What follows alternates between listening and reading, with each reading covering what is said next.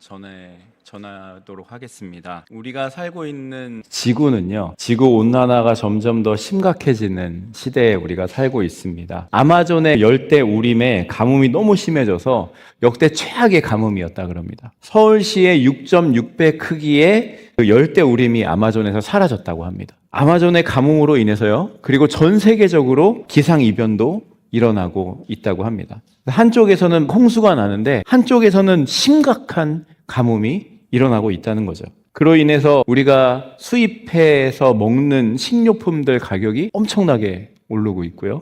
우리가 그걸 경험하고 있는 거죠. 지구 전체 온도가 점점 올라가고 있는 거예요.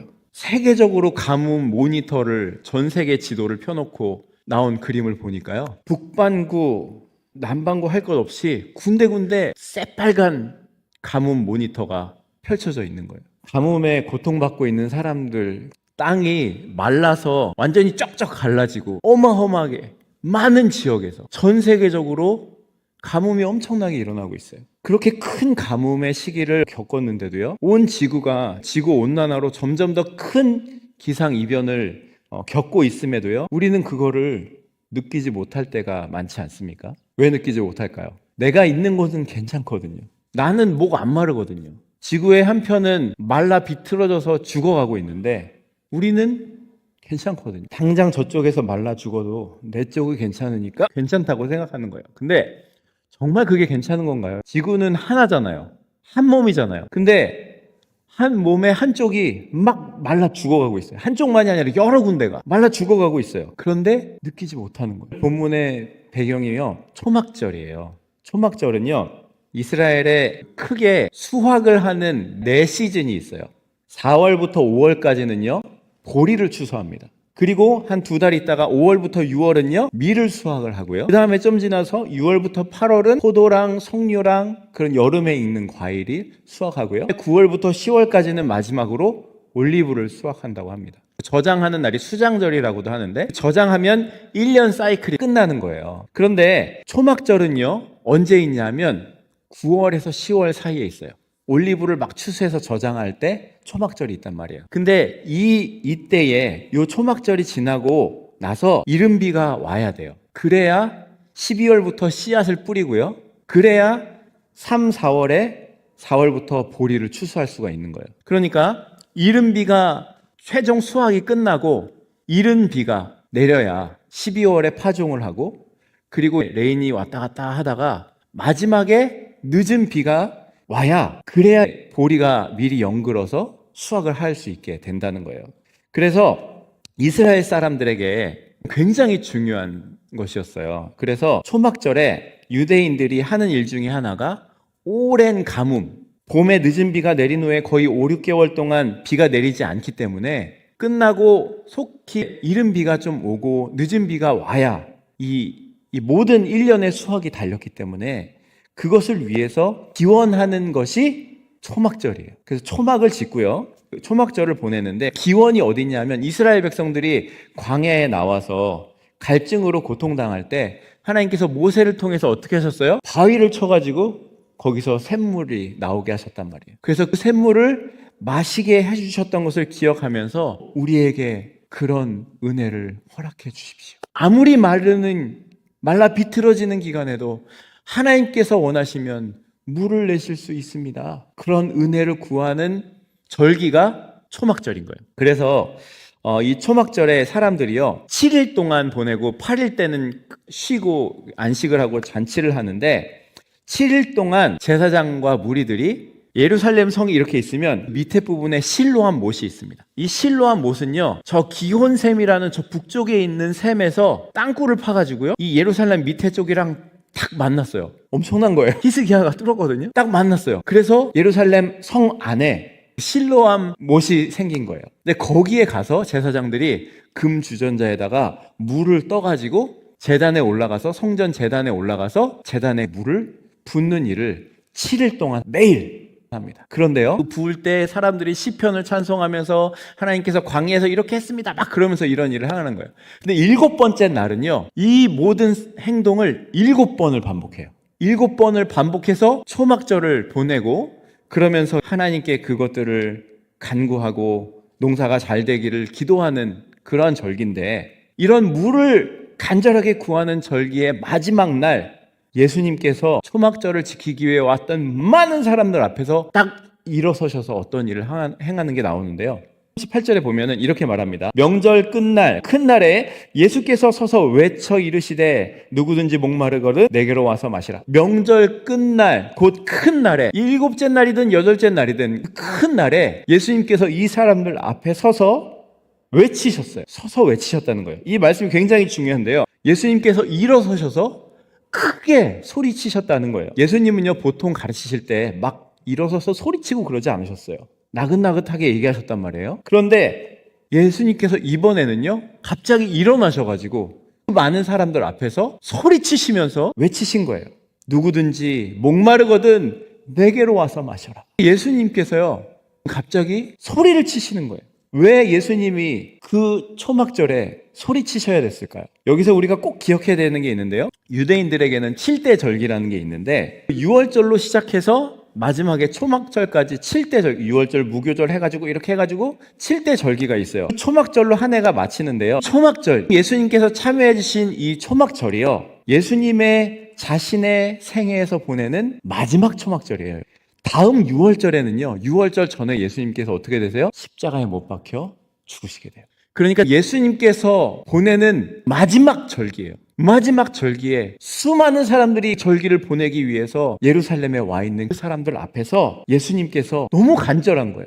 이 사람들의 상황을 다 아시잖아요. 예수님께서요, 수가성의 사마리아 여인에게 내가 물 좀 줘서 나도 마시게 하고 목마르지 않게 여기 물 떠오지 않게 해주세요 라고 하게 했을 때 예수님께서 뭐라 그러셨어요? 내 남편을 데려오라고 합니다. 물 주세요 하는데 남편을 데려오라는 게 말이 돼요? 말이 안 되잖아요.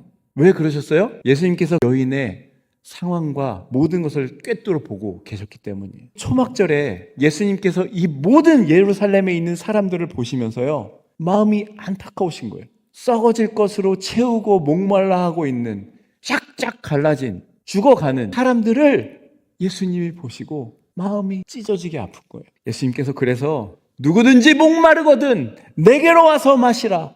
나를 믿는 자에게는 성경의 이름과 같이 그 배에서 생수의 강이 흘러나오리라 소리치신 거예요. 너무나 간절해서, 너무나 불쌍히 여겨져서. 말씀을 보면은요, 초대의 대상이 나옵니다. 37절 성경에 보세요. 누구든지, 예수님께서는요 모든 사람을 지금 초대하고 계세요. 그때 있는 거기 사람들 뿐만 아니라 전 세계에 뭐 다른 종교를 믿는 사람이 누구든지 목마른 사람은 나오라 말씀하고 계세요. 초대 대상이 더 구체적으로 되어 있죠. 누구든지 목마른 사람 나오라 라고 말하고 계세요. 우리가 살면서 뭔가를 막 채웁니다. 채우면서 우리의 이 공허한 마음을 채우려고 살아요. 근데요, 17세기 프랑스의 신학자고 철학자고 수학자였던 파스칼이요, 이런 말을 했습니다. 모든 사람의 마음에는 하나님이 만드신 하나의 공간, 공백이 있다. 이것은 어떠한 피조물로도 채울 수 없고 오직 예수 그리스도를 통하여 하나님만이 채워주실 수 있는 공간이다. 사람들만의 마음에 공간이 있는데, 공백이 있는데 그건 뭘로만 채울 수 있다는 거예요? 하나님으로만 채울 수 있다는 거예요. 하나님으로만 채워지는 공간이 있는데 그 공간이 하나님으로 채워지지 않으면 그 허전함 때문에, 목마름 때문에 자꾸 다른 것으로 채우려고 한다는 거예요. 어떤 사람들은요, 공간을 성공으로 채우려고 합니다. 채워지나요? 내가 이만큼 성공하면 될까? 안 채워져요. 어떤 사람은 돈으로, 어떤 사람은 명예로, 어떤 사람은 인정으로, 어떤 사람은 쾌락으로, 이것저것 다른 것들로 이 공공한 공간을 채우려고 한다는 거예요. 자꾸 집어넣고 이만큼 하면 채워지겠지. 채워지지 않아요. 금방 다시 목이 마르는 거예요. 만족이 안 되는 거예요. 이런 것들은요, 탄산음료와 같은 거예요. 더울 때 아이스 넣어가지고 콜라 한 잔 쫙 마시면 시원하죠. 근데 좀 있으면요, 갈증이 2배로 와요. 마실 때는 목말라서 막 시원한 것 같아서 맛있어서 막 마시는데 조금만 있으면요, 금방 다시 목이 마르고요, 마시기 전보다 더 목이 마른 상태가 된다는 거예요. 예수님께서 지금 이 사람들을 보니까, 초막절에 나와 있는 이 사람들을 보니까 너무나 목이 말라서 쫙쫙 갈라지고 있는 상태에 있었다는 거예요. 여러분이 목마름으로 마시고 있는 그것이 우리 자신이 된다는 거예요. 내가 공허함으로 목마름으로 채우고 있는 그게 내가 되는 거예요. 여러분의 갈구하고 목말라 하는 거 있잖아요. 여러분이 가물었다고 생각하고 여기에 좀 채워야 되겠다고 생각하고 채우는 게 있잖아요. 그 목마름을 해결하기 위해서 우린 뭘 하고 있습니까? 그 갈증이요, 하나님으로 채워져야 되는 공간에 하나님이 채워지지 않아서 생기는 갈증인 거예요. 근데 그거를 자꾸 다른 것으로 채우려고 하고 있지 않습니까? 예수님 말씀하십니다. 누구든지 목마르거든 내게로 와서 마시라. 예수님께 나오시라는 거예요. 예수님께 나오면은요, 생수가 우리 안에서 솟아나게 된다는 거예요.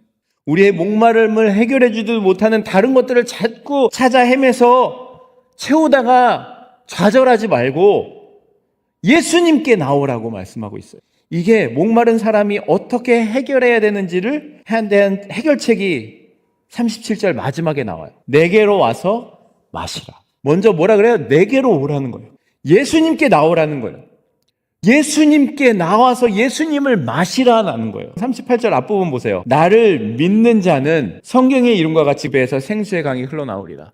나를 마시라고 했단 말이에요. 마시는 게 38절에 나와요. 마시는 게 뭐예요? 나를 믿는 거라는 거예요. 마시는 것이 믿는 거라는 거예요. 예수님께 나오면은요, 생수이신 예수님을 마시면 내 속에서 생수가 흘러난대요. 예수님을 마시는 게 예수님을 채우는 것이고 그게 예수님을 믿는 거라는 거예요. 마시는 것이 우리가 된다 그랬잖아요. 우리가 생수이신 예수님을 마실 때, 믿을 때 생수가 흘러나게. 38절을 잘 보세요. 그 배에서 생수의 강물이 흘러나오리라. 그 배에서 생수의 강물이 찰 것이다 라고 얘기하지 않아요. 흘러나온다고, 흘러 넘쳐 나온다고 얘기하고 있는 거예요. 요한은요, 이 생수가 흘러나오는 선포에 대해서 39절에 이렇게 해설을 덧붙였어요. 이는 그를 믿는 자들이 받을 성령을 가리켜서 말씀한 것이다. 아직 예수님께서 영광 받으셨지 않았으므로 성령이 아직 그들에게 계시지 않았다. 요한이요, 이 예수님께서 말씀하신 성령이 무엇일까? 생수가 무엇일까? 나중에 예수님 돌아가시고 부활하시고 승천하시고 나서 오순절에 성령을 받고 요한이 나중에 이 요한복음을 기록하면서 부연 설명을 붙인 게 이거예요. 생수는 성령이다. 성령이 우리 안에서 솟아 나오게 된다는 거예요. 성령이 우리 안에 계실 때 그 안에 생수가 흘러나오게 된다는 것을 말씀하고 있는 거예요. 다시 말해서 예수님을 믿고 우리가 예수님께서 나를 구원하시기 위해 십자가에서 죽으시고 부활하셔서 사망에서 생명의 길로 옮겨주신 것을 믿으면 우리 안에 성령님을 보내주셔서 우리가 성령님과 동행하게 되면 우리 안에 생명의 강이 흐르게 된다는 거예요. 성령님이랑 동행하는 게요, 예수님이랑 동행하는 게 이렇게 중요한 거예요. 내가 그리스도와 함께 십자가에 못 박혔나니 그런즉 이제는 내가 사는 것이 아니요 오직 내 안에 그리스도께서 사는 것이라. 내가 육체 가운데 사는 것은 나를 사랑하사 나를 위하여 자기 자신을 버리신 하나님의 아들을 믿는 믿음 안에 사는 것이라. 내 안에 예수님께서 살아서 함께 하시는 것, 그게 성령의 역사. 그리고 그 일이 일어나기 시작할 때 내 안에 있는 더러운, 말라붙어서 아무 것으로도 채워서 여러 가지 집어넣어서 덕지덕지 붙은 더러운 것들이 우리 안에 주님이 오셔서 생수를 흘려보내기 시작하실 때 그 더러운 것들이 다 흘러 녹아서 흘러 넘쳐 나간다는 거예요. 여러분 설거지 해보셨죠? 음식이 막 묻은 그릇을 닦으려면 뜨거운 물을 부어 불어서 뜨죠. 물을 계속 틀면 어떻게 돼요? 그 그릇이 깨끗해지잖아요. 똑같아요. 우리의 삶에 생수이신 예수님이 함께 하셔서 성령님이 우리 가운데 동행하시면은요, 우리 안에 잘못된 것들을 하나 깨닫게 해주신다는 거예요. 그래서 그것들을 하나하나 우리가 버리게 하신다는 거예요. 여러분이 채우고 있는 잘못된 어떤 것, 무엇이 있으십니까? 예수님을 여러분의 마음 가운데 모셔드리세요. 예수님께 나아오시기 바랍니다. 예수님을 여러분의 마음 가운데 마셔서 예수님이 여러분 안에 가득 찬 예수님 거가 되어보세요. 그러면 우리 안에 더러운 것들이 보여지고 다 흘러나가고요, 이것들이 새롭게 되는 은혜가, 역사가 일어나게 될 것입니다. 우리가 살아가는 이 시대에서도요, 우리는 목마름을 경험할 때가 있어요. 우리를 향해서 예수님께서는 자신에게 나와서 마시라고 하시는데요, 목마름은요, 예수님께서 채워주시는 그 해갈은요, 그냥 나만 채우는 게 아니에요. 너만 채워줄게, 나한테 나와, 이렇게 하시는 게 아니고요, 나를 채우고요, 그 배에서 생수의 강물이 흘러 넘쳐서 나오게 된다는 거예요. 우리의 욕망과 욕심의 상징이 배잖아요. 배. 여기에 우리가 집어넣는 것들이 다 있잖아요. 근데 이거에서 예수님의 생수의 강물이 흘러 넘쳐서 나오게 된다는 거예요. 근데 나만 채워지는 게 아니고요. 내 주위 사람들에게 그것이 흘러서 채워지게 된다는 거예요. 나와 내 아내와 내 가족과 내 자녀들과 내 자녀손들에게, 우리 교회 식구들에게, 우리 이웃들에게, 이 나라에 있는 저 열방에 있는 사람들에게 그것이 흘러 넘치게 된다는 거예요. 우리가 예수님을 믿음으로 성령 충만함을 살아갈 때 이런 해가를 넘어서서 온 세상에 번져 있는 갈증을 멈추게 하는 생명의 통로가 된다는 거예요. 여러분, 에스겔서 47장 1절에서 12절을 보면은요, 성전 문지방에서 생수가 흘러나옵니다. 그래가지고요, 이것이 점점 더 계속해서 흘러나와요. 그래서 사해까지 가요. 사해는요, 죽은 바다예요. 그냥 아무것도 없어요. 근데 거기에 이것이 흘러가서요, 그 바다가 살아있는 바다가, 생명이 뛰노는 바다가 된다는 거예요. 사해는요, 해수면보다 600m 아래에 있어요. 예루살렘은 해수면보다 위에 산중턱에 있고, 그러면 성전으로부터 흘러나온 물이 그거를 덮어버리고 넘치게 하게 된다는 것을 이야기하고 있어요. 생명이 살아나는 풍성한 곳이 되게 된다는 거예요. 저는요, 이 말씀이요, 우리가 생명이신 주님을 우리 가운데 마셔서 받아들이기 시작할 때, 우리와 하나가 될 때 이것들이 일어나게 된다는 것을 우리에게 가르쳐주고 있는 아주 생명력 있는 말씀인 겁니다. 이 뒤에 나오는 사람들의 반응이요, 어떤 사람들은 이 사람이 선지자다, 진짜 메시아다, 그리스도다. 그리고 어떤 사람은 그리스도가 어떻게 갈릴리에서 나오냐, 성경에 그리스도는 다윗의 자손으로 베들레헴에 온다고 하지 않았냐, 막 반박하고요. 니고데모가 막 얘기할 때 너 그러면 제대로 들어보지도 못하고 행동을 보지도 않고 판단을 하냐, 정죄하냐, 그랬을 때 너도 갈릴리 출신이냐, 이렇게 해버린다고요. 근데 예수님은요, 베들레헴 태어나셨어요.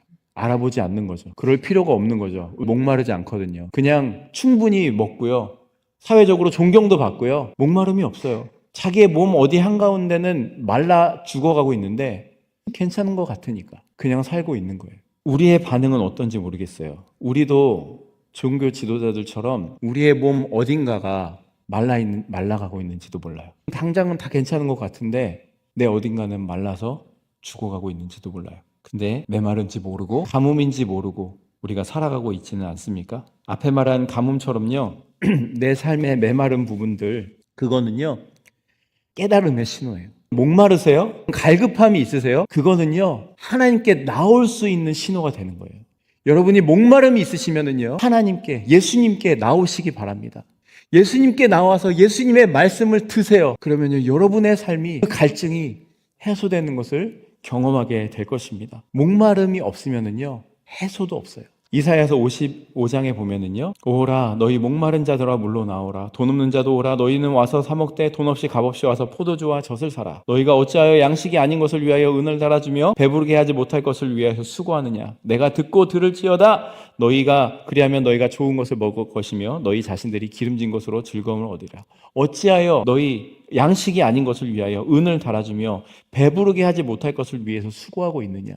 왜 그런 허탄한 것에 빠져서 헤어나오지 못하고 있느냐. 예수님께서요, 수가성의 여인에게 이렇게 말씀하셨어요. 내가 주는 물을 마시는 자는 영원히 목마르지 아니하리니 내가 주는 물은 그 속에서 영생하도록 솟아나는 샘물이 되리라. 그 말을 듣고 이 여인이 주여 그런 물을 나에게도 주사 목마르지 않게 하시고 또 여기 물을 길러 오지 않게 하옵소서. 여러분의 인생에, 여러분의 삶에 목마름이 있으셔야 됩니다. 그리고 그 자리에서 주님께 나오시기 바랍니다. 여러분의 목마름은요, 공허함은요, 허탈함은요, 주님으로만 채워질 수가 있습니다. 주님 앞에 나와 주님에서 주시는 말씀으로, 주님께서 동행하실 때 주시는 성령으로 여러분의 삶이 채워지고 여러분의 가족이, 이웃이 변화되는 통로가 되시기를 소망합니다.